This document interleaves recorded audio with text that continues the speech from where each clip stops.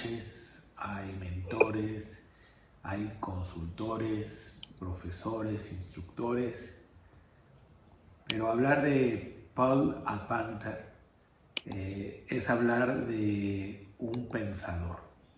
Paul es un filósofo, empresario, es un creativo del pensamiento y de la estrategia. Recuerdo en Valparaíso, en una cena, hablando con él acerca de diversos temas, pero entre el ámbito del desarrollo humano, hablando de su liderazgo en Sudamérica, que solamente él podía ejercer y tomar la plataforma y la batuta. Ese día sonrió y dice, tienes razón, ya lo era, líder en aquel tiempo. Sin embargo, después de esa conversación pasaron cosas muy interesantes, entre ellas el nacimiento de HCM, esta red de programas internacionales en América Latina. De verdad, un gran privilegio. Un profesional de alto nivel y un ser humano meta extraordinario. Paul Alpanta.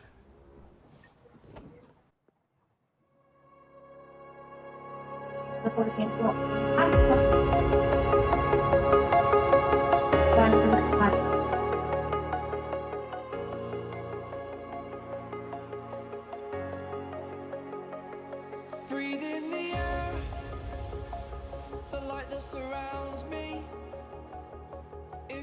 Bueno, primero agradecer a todos ustedes la presencia acá.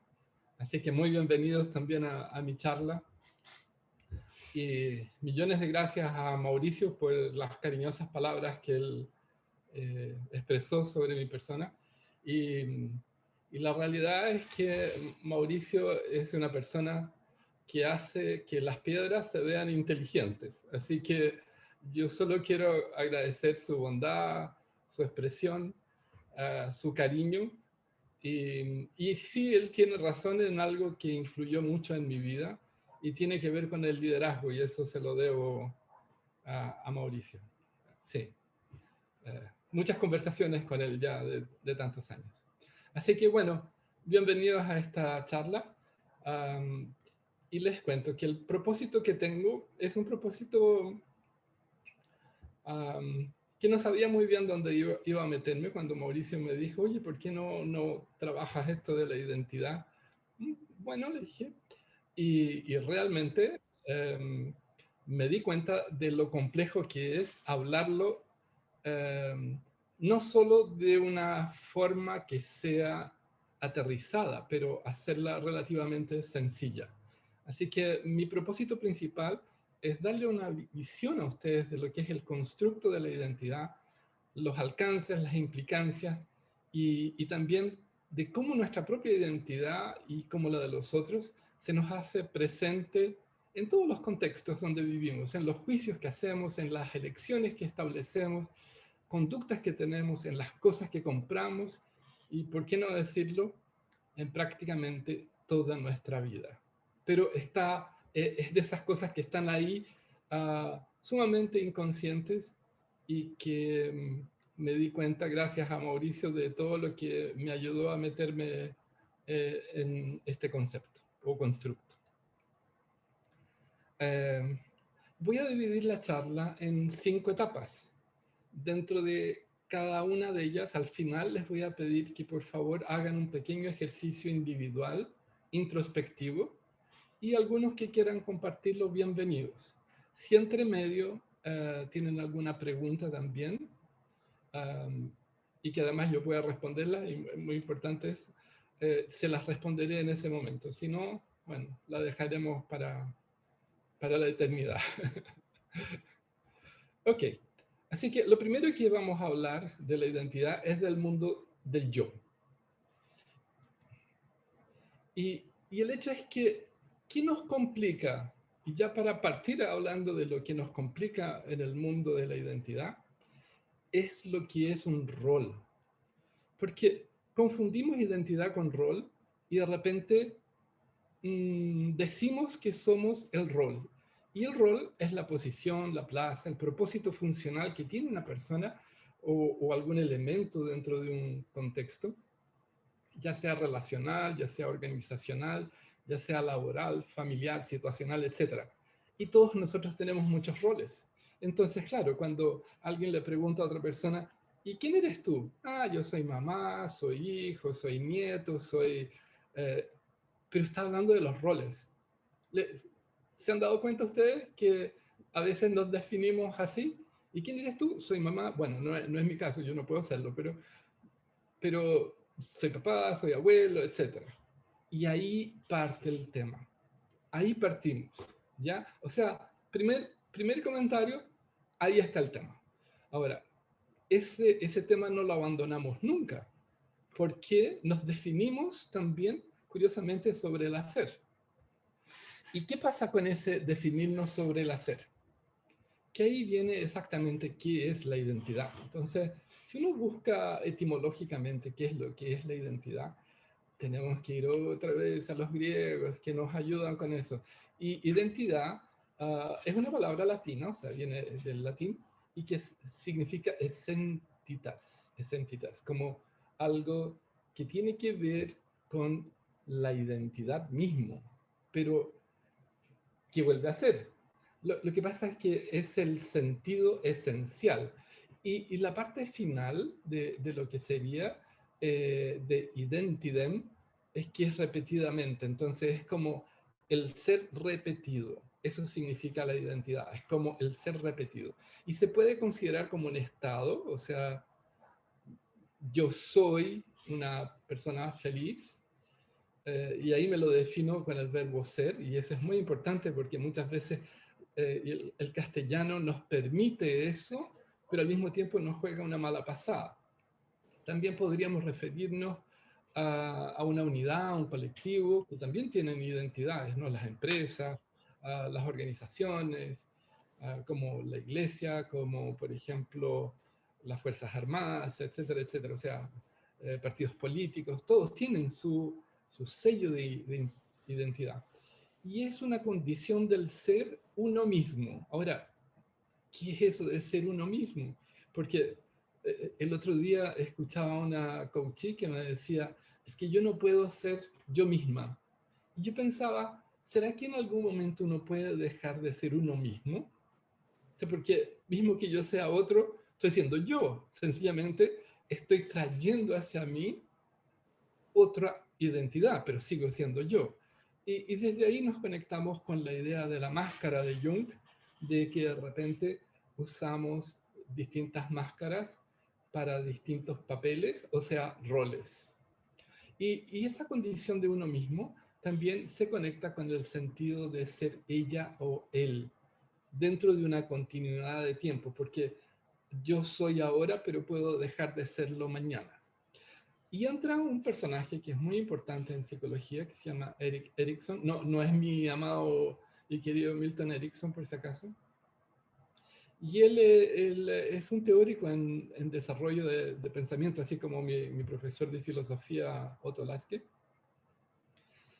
Y él habla que en nuestra vida tenemos aproximadamente 8 etapas que se conectan con esta identidad del ego. Él llama, y vamos a hablar después de ese concepto de identidad del ego, para darle un sentido continuo de quién se es. Ahora, la ventaja de tener ese concepto de identidad de ego es que si yo, por ejemplo, tengo un trance dramático y eventualmente dejo de saber quién soy, y ustedes pueden, el otro día vi en la CNN gringa una persona que decía, he perdido a toda mi familia. Y decía junto con eso, yo ya no sé más quién soy. Porque en el fondo su identidad también estaba construida o co-construida en función de la historia y de todos sus seres queridos. Entonces se supone que esta identidad del ego es como un puerto seguro, donde en traumas, en cosas dramáticas como esa, tú podrías volver hacia allá y reencontrarte.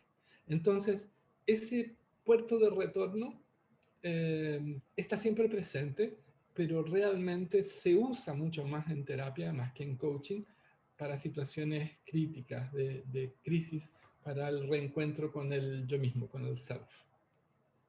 Así que, en términos prácticos, la identidad sería ese concepto de ser uno mismo o ser repetidamente uno mismo. Pero yo podría plantearles algo más complejo, como para hacerles la vida difícil, porque es muy temprano todavía y ustedes merecen ser complejizados. ¿Y qué pasa con eso? Pasa que de partida tenemos un pensamiento occidental que nosotros pensamos de forma binaria. Entonces nosotros somos o no somos, a diferencia del pensamiento oriental, que son y no son, siempre, esa dualidad. Entonces, el uso de la partícula o aquí nos hace decir yo soy bueno o malo, a diferencia de ese ser continuo que vamos a encontrar en el oriente o en el pensamiento dialéctico puro, donde yo soy bueno y malo siempre. Por lo tanto, el tiempo es más perenne en cuanto a quién yo soy. No sé si me expliqué o lo dije muy enredado. ¿Qué dicen ustedes? ¿Que lo dije enredado? Margarita dice que sí, que lo dije enredado, que no, que no. Ya, ok. Bien. Ahora, ¿qué tendría que ver como consideración de la identidad? La identidad considera cuando se va a estructurar recuerdos, experiencias, relaciones, valores, cultura, eh, fenotipo, genotipo, se va modificando en el tiempo, además de acuerdo a las nuevas experiencias.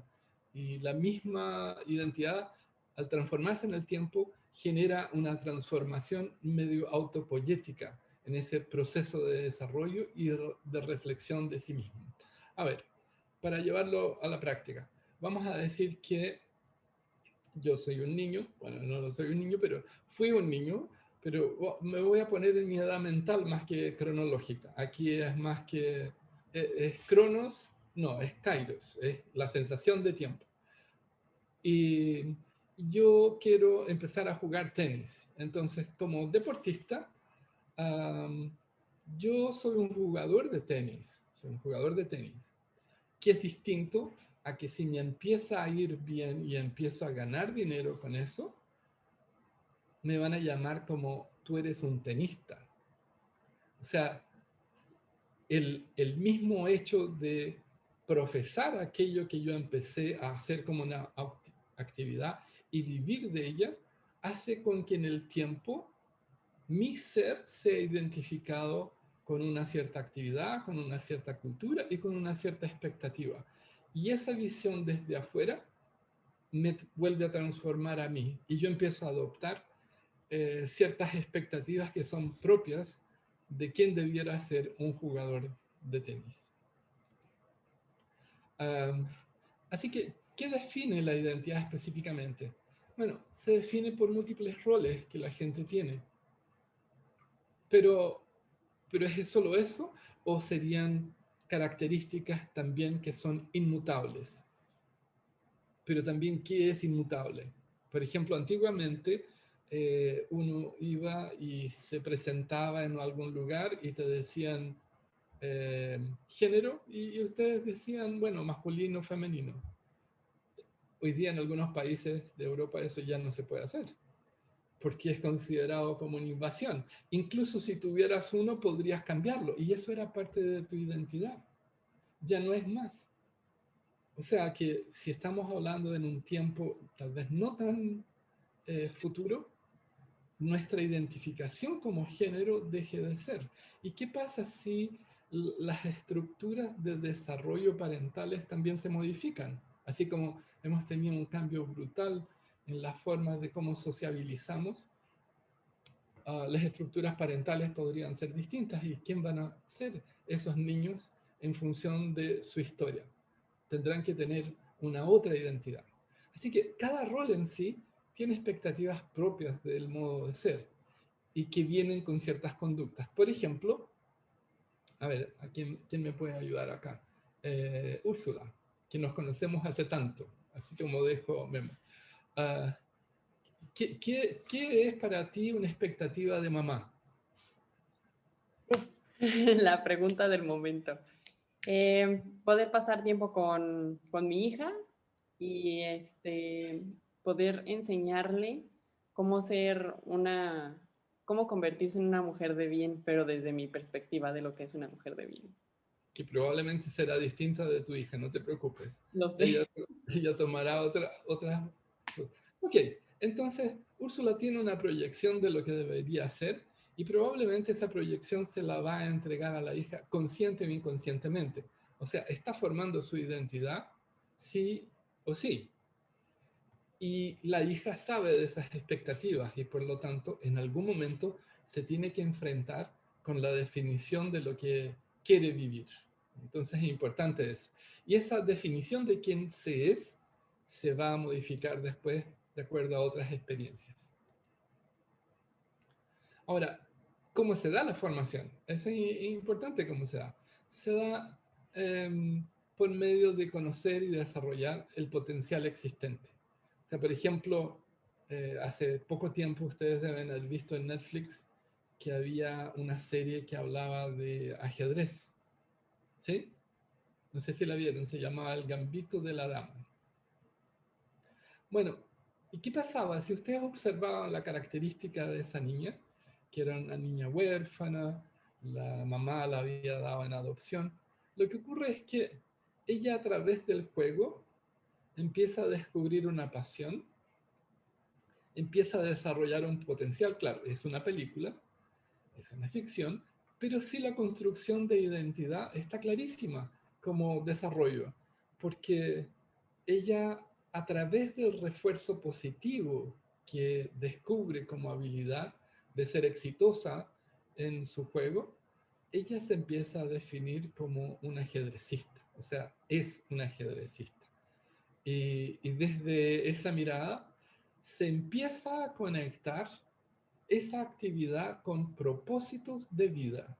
Mire qué interesante, porque estábamos en roles, nos movimos a conductas asociadas a expectativas de esos roles que en el fondo se traducen en una visita de saber quién yo pudiera ser, pero si tengo un resultado positivo, eso me refuerza quién yo creo que soy y desde ahí le encuentro un propósito, porque las creencias que fueron inculcadas desde lo que es el éxito refuerzan lo que pudiera ser el sentido de pertenencia mía a esa identidad. Y un ejercicio para ustedes, antes de entrar en el próximo bloque. Me gustaría que ustedes se definieran. No necesitan hacerlo público, pero si alguien después quiere compartirlo, sería un encanto. Y que buscaran 3 palabras para definirse quiénes son ustedes. ¿Puede ser? 2 minutitos. Hay gente que pasa una eternidad, yo sé que me van a decir, he pasado toda mi vida queriendo saber quién soy. Bueno, como toda mi vida es mucho tiempo, les doy 2 minutos. Prefiero que alguien abra el micrófono. Ok, perfecto. Sí, te agradecería. Vi a una niña con el gato. Quiero preguntarle al gato. Beca, a ver, Beca. Me gustan los Hola. animales.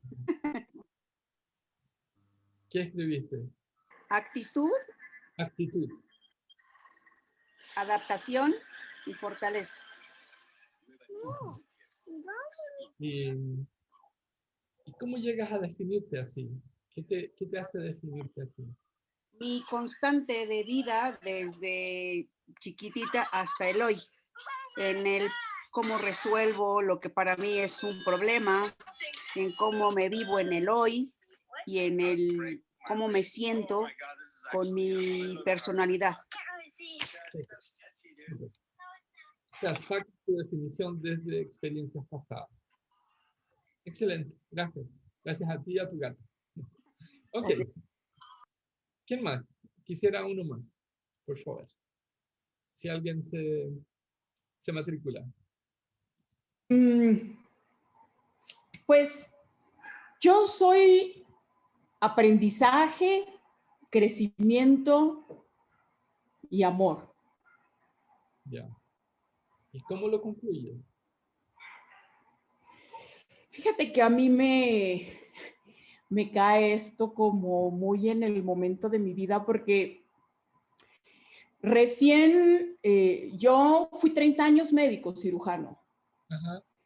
Y recién este año que terminó me jubilé y en medio de esta pandemia decidí darme un año de sabático de la medicina y pues continuar con este proceso de coaching que ya había iniciado.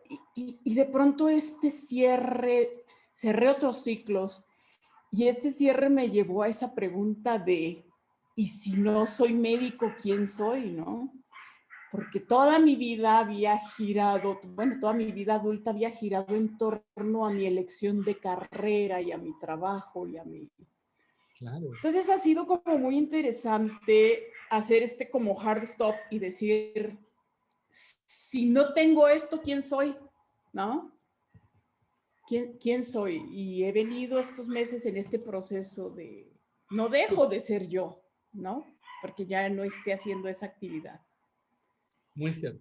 Por eso los escogí, porque ha sido un aprendizaje y un crecimiento para mí desde otra óptica, ¿no? Muchas gracias, Mónica. Gracias por la ayuda. Y si ustedes escuchan también a Mónica, la constitución de quién es también está basada en experiencias que ha tenido y al mismo tiempo que ha dejado de tener, como la importante transición entre ser médico, que está puesto a nivel de identidad. No es que estoy trabajando en la profesión de la medicina, no, soy médico, Claro. que lo hace bastante distinto a dejar de ser médico. Y esa es una característica típica de cómo nos definimos, a través de las experiencias pasadas. Lo que sí tiene sentido, porque la historia es parte de lo que nos hace ser quienes somos. Pero por suerte podemos tener distinciones sobre eso. Y ahora vamos a avanzar sobre lo que es la formación. Y la formación de la identidad, típicamente, bueno, parte desde que nacemos. No hay nada que hacer, que hay muchas componentes que se encuentran en el mundo desde la epigenética. O sea, está en los genes. Y ustedes lo pueden ver en un gato, que un gato de una raza es distinto a un gato de otra, o un perro de una raza distinto a otro. ¿Cómo se dice en México perro callejero? Ya, acá los llamamos quiltros en Chile. Entonces, la diferencia entre, digamos, lo que era la realeza es que ellos se cazaban entre ellos. Es como cuando nosotros queremos un fox terrier o un dachshund, como el que cierta persona va a tener, y tú los mezclas con otro igual. Y tú sabes que si mezclas un pastor alemán con otro pastor alemán, sale un pastor alemán, ¿cierto? Es como la lógica. Pero los humanos no actuamos así, o sea, lo hicimos en términos de genética casi como si fuéramos callejeros, o sea, todos con todos. Y desde ahí no existe una precisión epigenética de qué es lo que podría resultar en términos de nuestra identidad. Pero sí hay ciertos rasgos que son mantenidos. Entonces, el proceso de la estructuración y desarrollo de la identidad se intensifica realmente durante la adolescencia y hasta el final de nuestros días, y pasa a ser modelado posteriormente por presiones que existen en los distintos roles que vamos a ir asumiendo. Y el niño, después que pasa preadolescente, ya empieza a tener que asumir ciertas responsabilidades y que son función de su cultura y contexto. Y durante el proceso de adolescencia y preadultez, lo que hacen es un ensayo y error. Y van probando. Y eso es lo que deja loco a los papás, porque ese ensayo y error muchas veces es como exactamente lo polar a lo que ha tenido en la casa. Y dependiendo de lo que pudiera ser la reacción de la cultura de la casa, pudiera ser interesante este lado de visita polar. Entonces, el adolescente va a encontrar a través de relaciones y pruebas de conductas que están basadas en cosas, digamos, que buscan negar el status quo, buscan negar aquello. Y en términos de géneros, en términos de preferencias sexuales, en términos de experimentación, de procesos culturales, es muy común encontrar gente de extrema derecha con niños de izquierda y cosas así. O sea, se da con mucha frecuencia. ¿Y eso por qué? Porque las etiquetas tienen que ser probadas y ahora la cantidad de etiquetas que hay son infinitas. Por lo tanto, tengo que probar muchas más para poder saber quién soy. No sé si sabían, por ejemplo, hay cantidad de palabras que hay hoy día, hay como 950.000 palabras. En especialidades de ingeniería, o sea, hay 1.600 especialidades de ingeniería.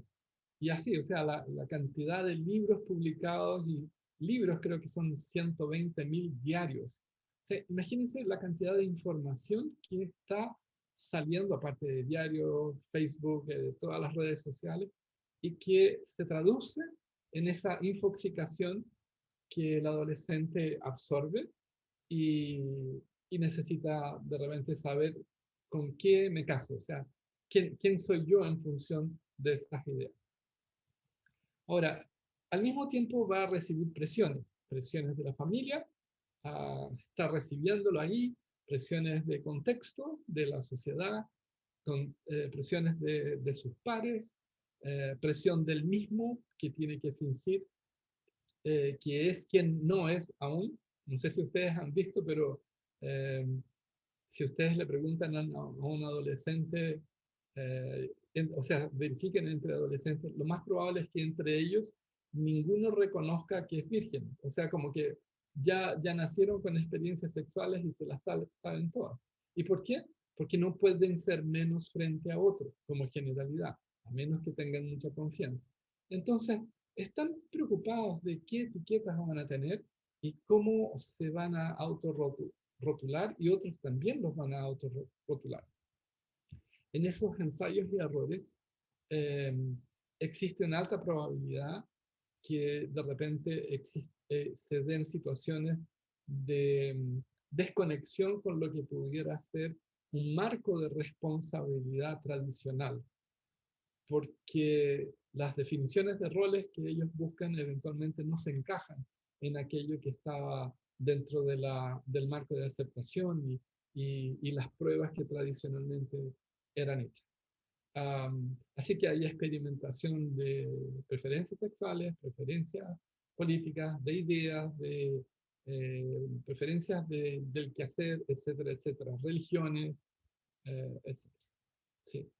El otro día conocí a un adolescente, por ejemplo, que viene de una familia muy tradicional y no encontró nada mejor que estudiar ruso para dejar a la familia loca. Y yo decía, ¿cuál es la idea? Él decía, no sé, me gusta el sonido. Pero el papá estaba loquísimo. Decía, ¿qué le pasa a este? O sea, me habla de Lenin, de Trotsky, de todos esos tipos.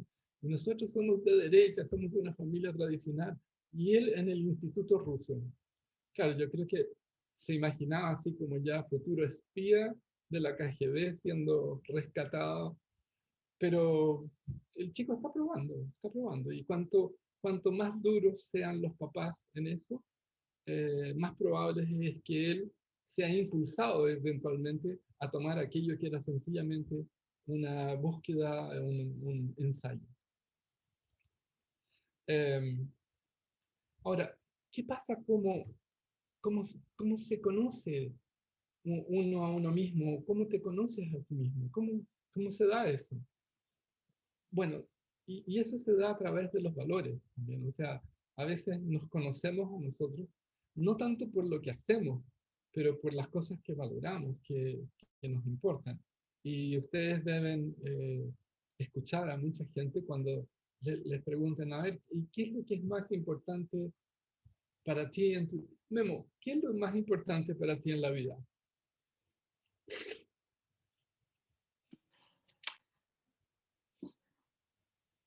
Yo creo que los últimos años me he concientizado que lo más importante es estar bien yo, estar en mi mejor versión posible para ser realista. Y de ahí creo que parte todo. Y después, ¿qué viene entonces? Eh, Al estar bien yo conmigo mismo, automáticamente siento que impacto directamente en mi familia, Ok, en mis empresas y mi aportación hacia la sociedad. ok. Es lo común en los mamíferos humanos. Lo primero que viene es familia. Puede ser familia nuclear, familia extendida, mamá, papá, pero es muy normal en nuestra cultura eso. Y desde ahí se genera parte de la identidad, de cómo yo me conecto con esas extensiones de historia que me retrotrajeron hasta este presente. Entonces, las etapas de conocerse pasan por verificar cuán igual o diferente soy yo de mi familia. Y independiente que mi familia es mi familia y ella es importante, yo estoy evaluando esa conexión, uh, porque independiente que también sea muy raro, muy exógeno a ellos, bueno, igual es mi familia. Entonces tengo algo de esa identidad. Y esta revisión pudiera ser eventualmente motivo de conflictos. Y ustedes han visto, si por ejemplo, me ha tocado ver gente que ha sido como expelida de la familia por razones, no sé, a ver, se las resumo. Un señor estaba casado con una niña y 2, 3 años, y de repente tiene un affair, tiene una historia con la hermana de ella. ¿Sí? Entonces, ambos fueron retirados de la familia y se aislaron. Entonces, desde ahí les genera un tema de quién soy, o sea, qué tipo de, a qué pertenezco. Y ese quién soy y qué pertenezco pasa a ser esencial en la identidad de cómo me conozco yo, porque transgredí una norma que no debería haber sido transgredida. Ok, una nueva pregunta para ustedes. Eh, si ustedes saben quiénes son, porque asumo que se respondieron esas 3 preguntas, me preguntaría entonces, ¿en qué momentos ustedes no se reconocen quiénes son? Así como dijeron aprendizaje, eh, amor. Bueno, ¿en qué momento está lo polar? Esa es para ustedes 2 minutitos. A ver, cuéntame. En 3 palabras, ¿quién eras tú? ¿Cómo te definías? Y ahora, ¿qué pasa cuando no eres? ¿Cómo te reconoces en esos momentos que no eres tú?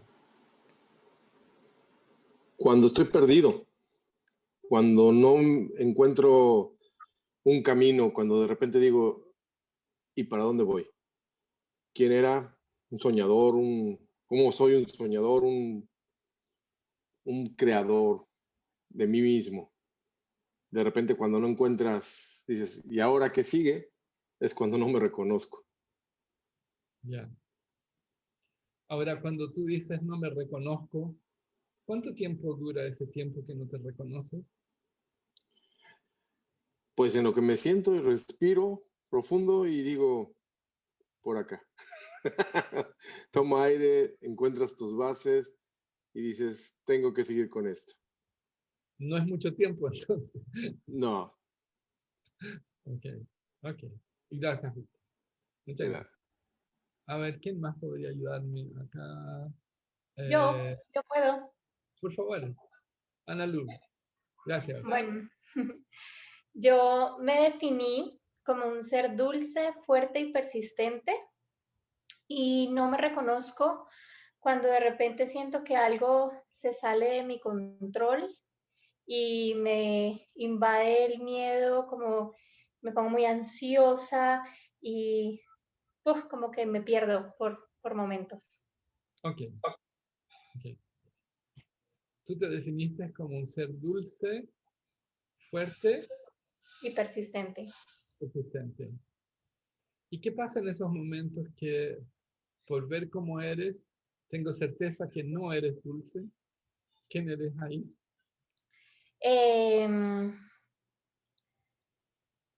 Ansiosa, insegura, sí, temerosa, pesimista. No, nada que ver con lo que me considero realmente. Ya. Mira tú, ¿ah? Qué polar. Ok, Sí,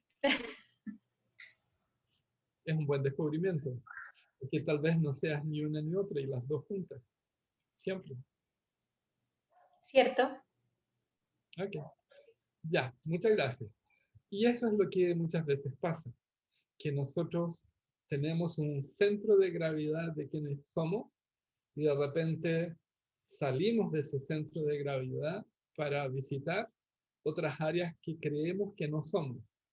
Lo curioso es que también somos, es parte de nosotros, pero nos cuesta aceptarlo. El mundo es bastante más fácil cuando tú aceptas eso. Por ejemplo, tú podrías decir, Ana Lu, yo soy una persona que siempre dice la verdad. Tú eres ese tipo de persona. Es una pregunta difícil. Eh, eh, no podría. A veces pasa que no. Qué bueno. Ya estás, ya eres una persona que dices la verdad y no dices la verdad. Sí, Y también podrías ser fuerte y tal vez débil. Y podría ser dulce y tal vez agresiva. sabes que escuchar eso y de hecho aceptarlo es liberador. Sí, es liberador. Es así. Ya, muchas gracias. Y todos nosotros estamos ahí, donde creemos que somos algo, pero cuando nos salimos de lo que somos, creemos que no somos. Sencillamente porque no queremos aceptar esa parte nuestra, que también es nosotros. Ok, las complejidades. Hasta ahora he hablado de cosas simples. Es momento de hacerlo complejo. Bueno, pero en simple. Erik Erikson, como decía, definió las etapas de una crisis de identidad en 8 momentos a través del desarrollo psicosocial y del desarrollo y crecimiento de un ser humano. Estas teorías están basadas en lo que Sigmund Freud definió como lo que era, y voy a hablar un poquito más adelante de lo que es el ego, el id y el superego. Y Erikson propone que el ser humano está motivado a lograr ciertas competencias de acuerdo al periodo de su vida. Por ejemplo, hasta los 12 meses de edad está entre confianza y desconfianza. El bebé necesita ganar confianza en todo aquello que está a su lado.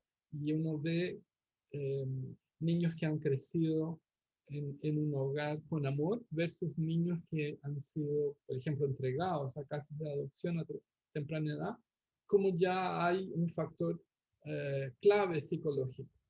Después viene el proceso de lo que es la autonomía versus vergüenza y dudas. Y en eso dura hasta los 3 años. Y es el momento de dejar de usar pañales, de yo quiero hacer todo esto solo, explorar el mundo. pero se está construyendo de alguna manera lo que es el desarrollo de la identidad bajo esa perspectiva. Y las acciones que son causas y efectos son formadoras de quién será ese niño o niña. Muestran los gustos, predilecciones. Por ejemplo, yo puedo hablar de mi nieta Inés, que ya hasta los 2 años y medio, 3 años, o sea, está en este proceso de autonomía y vergüenza y duda. Me invitó a ver, yo creo que fueron al final unas 20 veces vi Frozen. Y yo ya la hablaba igual que ella, o sea, ya estábamos los dos mirando Frozen todas esas veces. Y mi nieto, que tiene 2 años ahora, él aborrece de eso, a él le gustan los autos. Y tiene una gran propensión a admirar a los basureros. De hecho, cuando pasa un camión de basura, él sale y los saluda, y los basureros lo saludan. O sea, él ya tiene un camino predestinado en la basura. ¿Y por qué él está buscando esa preferencia? Y dependiendo de cómo uno lo incentive, es que él sigue o no sigue. Y esa autonomía versus la vergüenza de hacer lo que está haciendo es lo que va a generar su confianza básica. También viene después lo que es la iniciativa versus la culpa. Y eso entre 3 y 6 años. Y las cosas empiezan a ser chequeadas en esta edad preescolar en términos de la ambición por crecer. Yo tengo mi nieta ahora que ya tiene 4 años y medio. Y cuando le pregunto, y yo le digo, ¿y cuántos años tiene? Y ella me dice 5. Y yo le digo, no, tienes 4 años y medio. Sí, pero esto es casi 6. O sea, ella quiere más, quiere crecer. Y desde ahí busca su desarrollo como sea. Lo que viene después, en este estudio de Erikson, es lo que él llama el trabajo versus la inferioridad, y está entre 6 y 12 años de edad, y el niño y niña empieza a percatarse sobre los logros que pudieran tener otros en la escuela, porque ya no es el príncipe o princesa en la casa, donde abría la boca y todos bien, que bien, no, ahí todos abren la boca y la profesora o profesor les dice, cállate, silencio, ¿qué te crees? ¿Crees que estás en tu casa? Olvídate, ándate, por último los expulsen, y después llegan a la casa y ya tienen anotaciones. El mundo cambió. ¿En qué momento cambió? Dice, ni supe que cambió, de un día para otro, claro. Y de repente está esa señora, no sé si ustedes han visto Charlie Brown, cuando está la profesora que habla así como, y Charlie Brown dice que esto era una prueba y yo fui reprobado, claro, y ahora tengo que volver a repetir el año, claro. Él se percata, ella, el niño o niña, de que a otros les va bien y que no necesariamente les va bien a ese yo. Entonces empieza a tener complicaciones de qué le gusta, qué no le gusta. Es su primera aproximación a gustos específicos con competencias, buscando sus capacidades, sus formas relacionales, interactividad. Es ahí donde de repente entran actividades deportivas, algunos que tienen más propensión, otros que no. Ahí, curiosamente, se generan asmas. Por ejemplo, alguien que tenga una cierta obesidad, le cuesta respirar. Entonces, un profesor de gimnasia lo pone a correr y va a hacer... Y el profesor le dice, pero parece que tú no puedes porque tienes asma. Fantástico, tengo asma, me libré de hacer gimnasia. ¿Por qué? Bueno, porque en esa identificación yo ya veo que estoy perdido, tengo condiciones biológicas que no me favorecen hacer ciertas cosas, o mi característica de personalidad en términos de psicología me distancia de enfrentar juegos más violentos o cosas así. Así que en este proceso de trabajo versus inferioridad, ya la identidad empieza a dibujarse, y Y ahí entra de frentón lo que es la identidad versus confusión de roles. Y eso se da entre 12 y 18 años. Es donde el individuo ya se hace la pregunta, ¿quién soy? Como ustedes lo hicieron. No tan conscientemente, porque no existe ese grado de conciencia necesariamente. Y se empieza a preguntar, o otros le preguntan qué quiere hacer con su vida. Lo más probable es que no tenga canina idea de qué es lo que quiere, porque hay gente ya a los 60, 70 años que igual no sabe por qué se le va a cobrar a un niño de 12, 13, 14, 17, 18 años, ¿no? Y empiezan como habíamos hablado antes, las pruebas de ensayo y error. Una vez que sale de ese proceso de adolescencia y entra en el proceso de pre-adultez, ya podríamos decir, y entra después en adultez, está lo que se llama la identidad de la intimidad versus el aislamiento. Empieza a detectar que hay algunos que son afines y estos son parte de mi rebaño, otros definitivamente no, y yo ya me empiezo a identificar con ciertas actividades, con ciertas personas, con ciertos valores, con ciertas culturas. Ese es el momento donde de repente me empiezo a buscar en parejas, y ahí ni les voy a hablar de eso porque eso es demasiado fácil para ustedes, es algo que me imagino que ustedes lo tienen totalmente solucionado. Así que nos saltaríamos la parte de vida de pareja. Cierto que no necesito entrar ahí, ¿verdad? Era una broma, por si acaso. Bueno, hay un colapso de identidades que se mezclan y que a través del cometimiento del enamoramiento, por ponerlo así, ciertas características culturales que están siempre presentes y que son parte de las dos identidades dejan de ser vistas. Para, obviamente, al momento de existir una habitualidad y una cotidianidad, desvelarse la cortina y mostrarse aquello que todo el mundo veía o todo el mundo sabe. Así que ese proceso de intimidad versus aislamiento y también de exposición hacia estructuras sociales se da después para el resto de nuestra vida. ¿Okay? Pero el tema de la vida en pareja es complejo. Después de eso viene lo que se llamaría el proceso de generación versus estagnación, donde entre los 40 y 65 años, o 70 hoy en día, la persona empieza a confrontar su identidad versus aquello que quiere hacer o no quiere hacer, porque ya le importa menos. Y finalmente viene un proceso que se llama de la integración de la integridad versus la desesperación, que es un proceso hasta el final de nuestros días, donde nosotros empezamos a tener un proceso revisionista de quién hemos sido a través de toda la historia.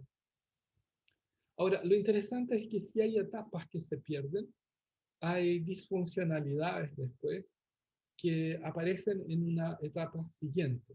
Entonces, en el fondo, se relaciona todo esto con saber quién se es en función de relaciones familiares, de pareja, de trabajo, de preferencias sexuales, de sentidos de vida, de propósitos, de valores, de creencias.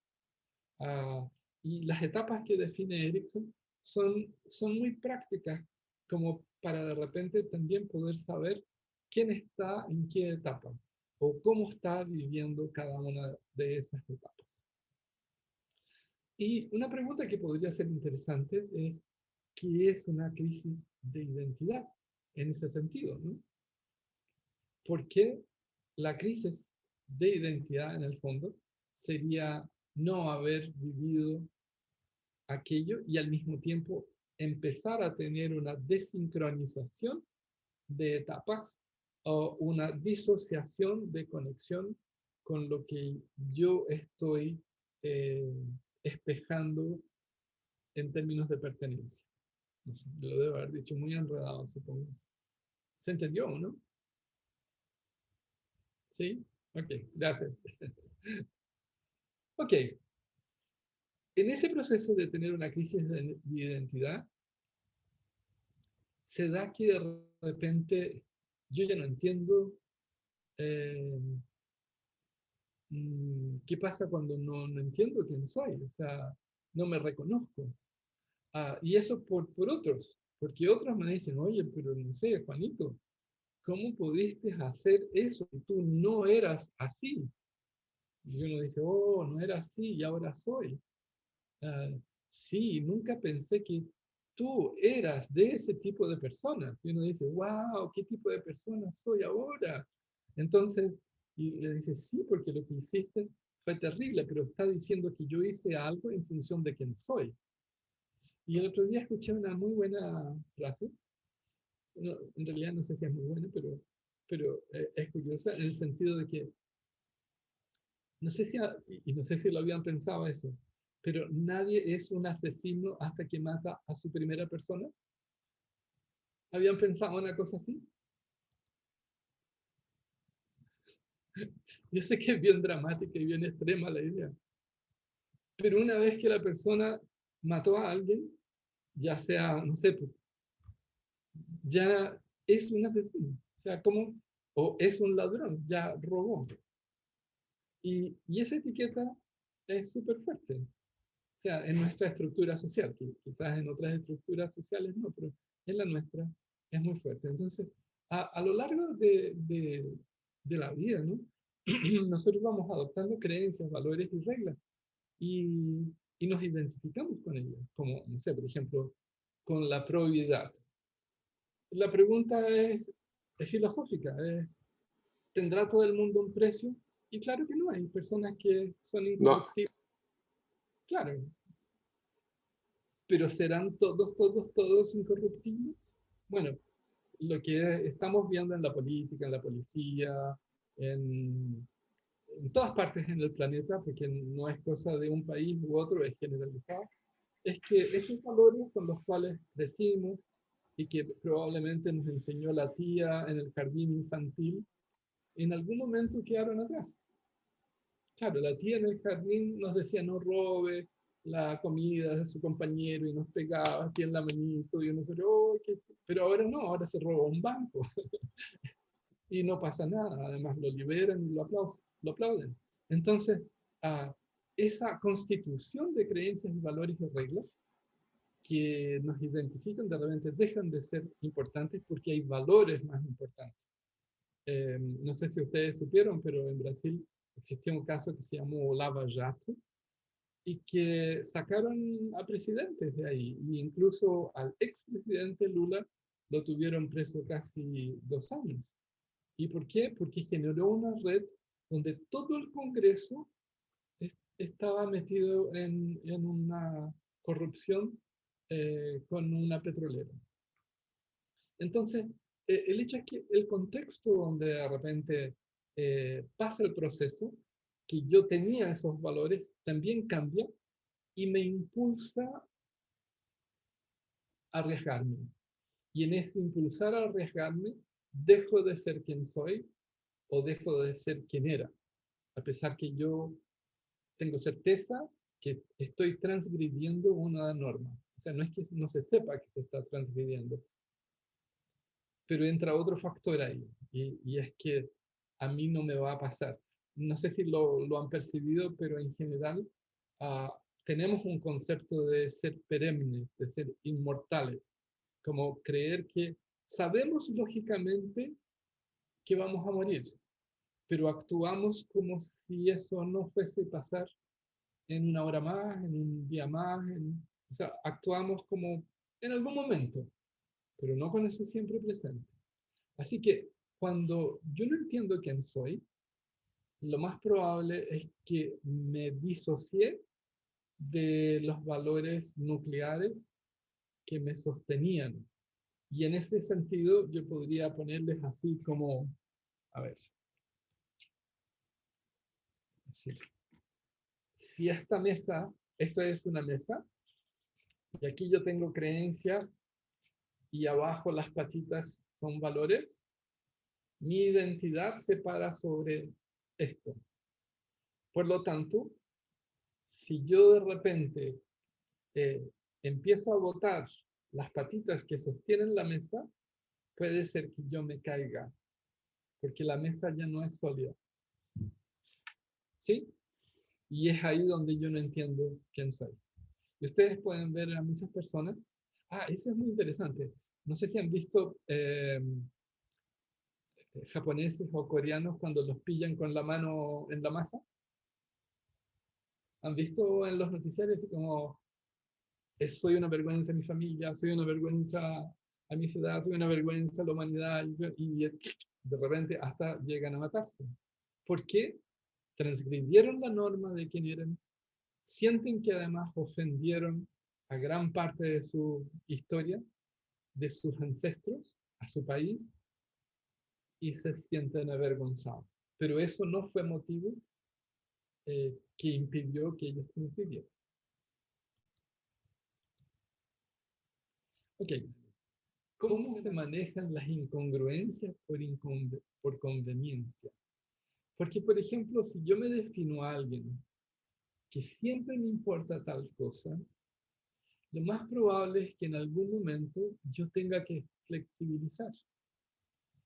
Es como, me gusta ser honesto con las personas con las cuales yo tengo relaciones, por ejemplo. Me gusta. Pero, por ejemplo, el otro día me encontré con la esposa de un amigo y se había operado. Y ella me dice, como si no me hubiera dado cuenta, me operé. Y se veía así como, ¿han visto esos monitos que solo abren la parte de abajo y que se mueven? Como que abren la boca así y alguien lo... Tenían los cachetes así, rojos, esto aquí y esto acá. Y ella estaba feliz. Y me preguntó, ¿y cómo quedé? Yo abrí los ojos así. Y le dije, sí. Y es ahí cuando uno descubre la ventaja de las vocales. Porque uno puede decir, y no dice nada, y así. Pero igual me sentí muy incómodo, muy incómodo. Sí, o sea, de una u otra manera ella sintió, yo creo que algo de repulsión de mi parte, así como, ¿qué te pasó? Bueno, el hecho es que si esas situaciones, por ejemplo, si yo tuviera que empezar a hacer eso a cada rato, yo tendría que empezar a cuestionar esa idea de que me gusta decir las cosas y ser íntegro con lo que yo pienso. Ya no encajaría. Porque estaría mejor decir, ¿sabes qué? Siempre que veo a alguien, me gusta mentir para que se sientan bien. Eso sería más cercano a la realidad. Y muchos de nosotros hacemos eso. O sea, le decimos cosas agradables a alguien. Hay alguien que de repente se ha encontrado con una persona y le dice de buenas a primera, ¿sabes qué? Te ves fatal con esa ropa, con ese peinado, con cómo te vistes. ¿Le han dicho así como, me gusta ser honesto? ¿O ustedes mienten también? Mimi, ¿tú también eres mentirosa, ¿no? Sí, soy mentirosa. ¿Raquel también? Sí. Sí. Carlos también. Carlos Calderón también miente. Creo que le estás preguntando a la persona menos indicada. Yo sí digo las cosas como van. Ok. Me parece. ¿Qué más? ¿Quién dice las cosas como van o como no van? ¿Ulises? No, yo sí he mentido. O sea, por ejemplo, un día fui a ver al hijo de unos amigos que acababa de nacer y el niño, la verdad, estaba muy, muy feo. O sea, sí estaba diferente el tema. Y tiendo a ser no honesto, pero sí muchas veces no me permito decir la verdad por lo que tú mencionas ahorita, esta conveniencia de ¿cómo le voy a decir esto? Sí pienso que está muy mal, hasta enfermo, pero no le voy a decir. Sí, sí, sí, sí. Sí, es porque nuestra identidad, de alguna manera, se encuentra en un juego entre lo que es decir la verdad, que es parte de lo que muchos de nosotros en nuestra cultura tenemos, versus al mismo tiempo herir al otro. Y ahí hay una confrontación y por lo general gana la emoción de no herir al otro versus la verdad. Entonces, de una manera bastante benevolente e indulgente hacia nosotros mismos, le llamamos como una mentira blanca. ¿Han escuchado hablar de eso? Claro, eso nos hace sentir bastante mejores. Mientes no solo mentiras blancas. Claro. También rojas, amarillas. No, también amarillas y rojas y naranjas. Claro. Ok. Quiero pedirles a ustedes, en base a esto, y a lo que ya habíamos visto con Ana Luz, que ustedes probaran sus polaridades. O sea, como que encuentren quiénes son y aquello que no son, y las junten. Y ustedes vean cómo esas dos cosas son iguales. O sea, como por ejemplo, yo puedo ser muy amoroso, pero puedo ser muy agresivo. Ambas son parte de mí. Yo lo sé. ¿Sí? Identifiquen eso. Identifiquen sus polaridades. ¿Ok? 2 minutitos.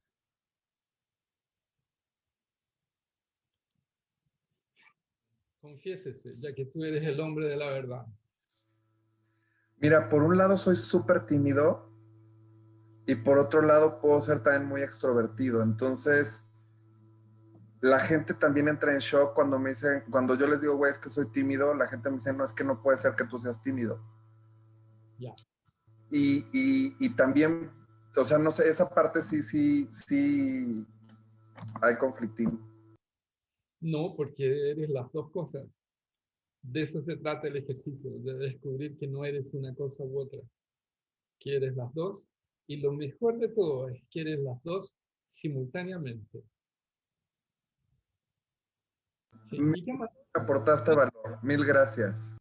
¿Qué más tienes o eso nomás?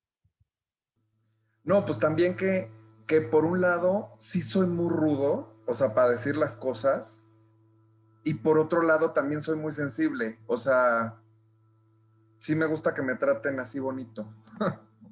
Ya, ok. Súper, muchas gracias. A ver, ¿quién más tenemos ahí? Muchas gracias, Carlos. Tengo. A ver. Hola. Hola, hola Paul. Hola, Carlos. Bueno, no sé si yo por estar ya en la edad esa que ya dijiste, que yo sí me considero soy esto y el polo opuesto, pues también lo soy. Y es que hace tiempo yo lidiaba con catalogarme como un hombre responsable. Ajá. Y cuando me cachaba en errores y me calificaba de irresponsable, sobre todo errores que pudieron perdurar, errores fuertes, lidiaba con eso, cómo pude ser así, hasta que caí en cuenta de que, bueno, soy vulnerable, no soy perfecto, voy a aprender de esto, y sí, soy responsable, pero a la vez puedo caer en errores que me pueden catalogar como irresponsable. Súper. Sí, y lo comparo también como con el libro de liderazgo situacional, que también de acuerdo a la situación tenemos que actuar porque no todos ven como yo veo. Entonces, para ser efectivo, tengo que ser empático y a veces salen esas mentirillas a veces. Súper. Gracias, Carlos. Y gracias a todos por los aportes.